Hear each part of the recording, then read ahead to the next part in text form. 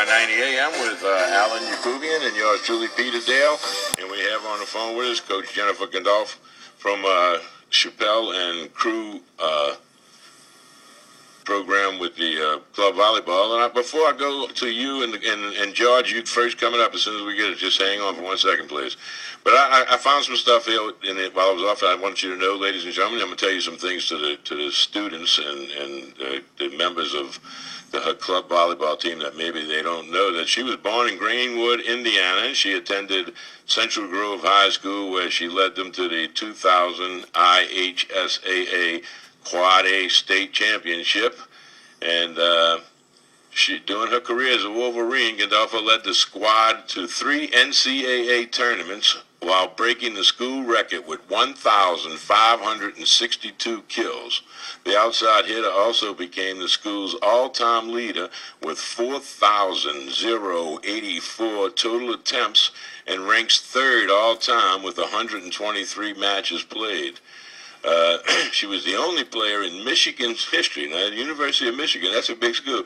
She's the only player in Michigan history to record both 1,000 kills and 1,000 digs. She left the Wolverines with the following school records: 1,381 digs, 230 blocks, 156 assists, or 58 assists, I don't want to teach out them too, 60 service aces, and 3.4 kills per game. She graduated in 2005 in sports management, and she came down to lead UNO as the coach in 2005, and they were canceled by Hurricane Katrina, and then she came back the next year and led them to the best record in history at UNO, and they were she led them to the playoffs, and they had a 17-6 record. Let's go to our first caller. We got George. George, you're on with Coach Gandolf. Can you hear us? George, you there? Well, we lost George, but I think we got another caller also on you got another caller back into that? Not yet, no. Okay, George is going to be coming back on. Coach, looking at your record at Michigan, it's pretty impressive, and Pete was going through all that. We've always asked coaches this question. When you get a coach who's had an amazing career as a player, how hard is it to kind of lower those expectations when it comes to your players? Because I don't think everyone can play like you did at Michigan. You hear a lot of stories about athletes that are very, successful in their careers and have a hard time going onto the coaching side of it because they just, have that natural ability and they're not sure how they actually do it. They just know they can do it. I grew up in a family with two parents that were both coaches. So I think, I may have just looked at the sport a little different and actually learned certain ways to do it. I mean, yes, I have the natural ability as well, but I also really tried to learn, why I was doing certain things and, how to make my body do it. So now when I'm coaching my girls, I, kind of use that same information and tell them, why they do certain things the way they should, instead of just, well, this is what I say. Coach, I think we got George back on the line. So let's go to George, our caller that wants to talk to Coach Gandolf. George, you there now? Hello, yes. All right, you're on with Coach Gandolf from Chappelle High School. Wow, impressive record, by the way. It's astounding. Thanks.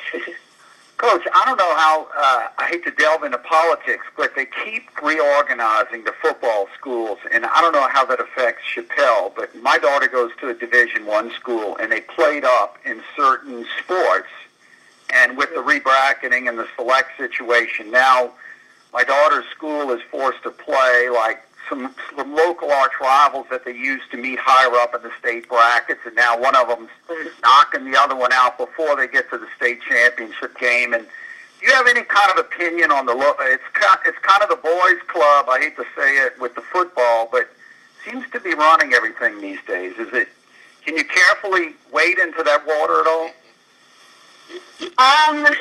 To be honest, I'm not too knowledgeable on how they're selecting, certain schools to go in certain divisions. I'm in a tough spot just in the district that we are always in. Chappelle how we always have Dominican and Mount Carmel in our districts, or in our district. So it's, every year for us is extremely challenging. I would, as much as I love the competition, I mean, we play, I think, the toughest district in the state, but, kind of changing a few things would be nice sometimes. Hey, guys, I'm not real. I'm sorry? Do the guys have any opinion quickly of this whole bracket? Well, George, I'll be honest with you. We did a whole program on select, non-select, and I think everyone's opinion, at least in terms of both Pete and myself, and also a lot of the coaches, is that we think it just creates an artificial playing field that's not really accurate in terms of competition. I think for girls volleyball, they're right now kind of immune from it, at least in terms of there being a complete breakdown where you're going to have, private schools going in one bracket and public schools in another. But I think you're right that it really does cheat people out of the ability to kind of work their way through. And, Coach, you were at a big-time school in Michigan, so you're kind of used to being, the big kid on the block. But I think that for some of the smaller schools, it was tough. How did you find it as far as just, your career? I don't want to say you guys were always a favorite, but as I looked at your career, it looks like you guys were pretty used to winning. Yeah, I didn't lose very much. Especially in high school. I went to a very large high school. We were very successful in a lot of different sports. Football, we're successful. Volleyball, softball, definitely. Basketball, too. I mean, we just, baseball. We have a lot of different sports that are very successful. So, that's kind of what I'm used to. The most losing I actually did was in college. I, chose a program that was kind of building. I wanted to help build it, and, now this year they went to the Final Four, which was, I was such a proud alum at that time, in December when all that was going on. Well, it wasn't that long ago, and the funny thing is that the same coach that coached you that got him to the Final Four? It is, actually. I was part of, it's a husband-wife duo. Right. They are the head coach and the associate head coach.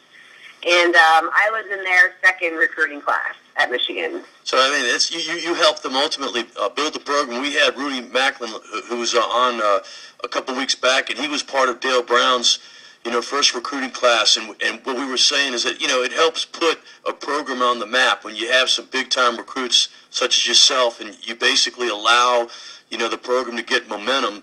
I guess, it's a little different at the high school level. Tell us, what are you doing to try to enhance your team's prospects for next year? And I'm talking about Chappelle now. Yeah, I really encourage my kids to play club. And if they're not able to, whether it's, maybe they're really focused on another sport. We have quite a few softball players that play volleyball.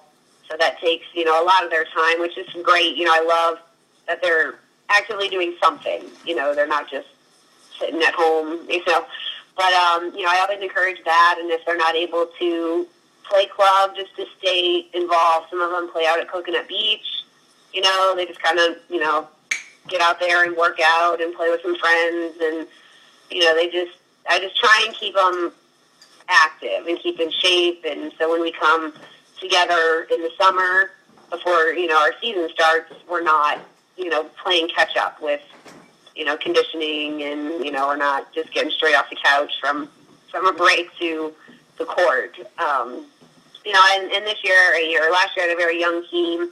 I didn't graduate anybody. So I think they have a very good, focus. Where did y'all finish this year?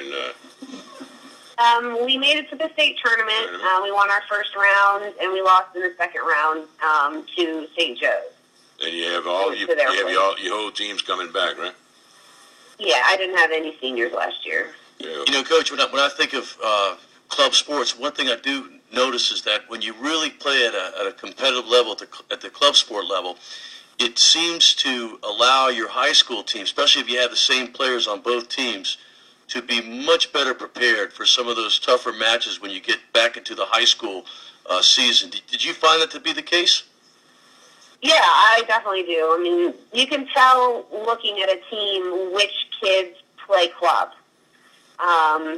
For the most part. I mean, there's going to be those few that just, are naturally very, very good. And, maybe club doesn't show as much benefit to them, but some kids really need it. They need that, that competition all year and, to keep up with their skills and the touch on the ball. But, it just shows them a different level of competition playing, all these different kids from all other states, especially, Texas is huge with volleyball, and they're just really big people over there too. So the size of the athlete we play against, from Texas and, other states, it just helps them see a different perspective of the game, and it helps them learn a different way to play. You're not always, you might be the best here in the state, but once you travel outside of, you kind of get a little wake-up call and you learn a different way to play. Well, we said that and you can bring it back and, help your high school team that way. I know that my son played AAU basketball, and I think that what it did for him at the high school level was, they had seen it all. When you see kids around the country that are the best, and all of a sudden you go back to the high school level, you tell yourself you've seen it all. There's not that much that intimidates you. And I think with girls volleyball, it's the same way. I know that the club level of girls volleyball is right up there with AAU boys basketball. It just seems to me the competition is so intense that when you get back to the high school level, there really isn't that much that intimidates you. Right. I mean, you see the best of the best when you go to these club tournaments, and to have them all grouped onto one team, is something that you don't really see back here when the high school season starts. You'll have your dominant teams that usually do very well in the state tournament, but across the board, the talent isn't, 1 through 12 or however many on the team. It's not 1 through 12 studs like you might see out, at a club tournament. Yeah. So it doesn't, like you said, it doesn't give you that, intimidation or, something that maybe you've never seen before. You've seen it. You've done it.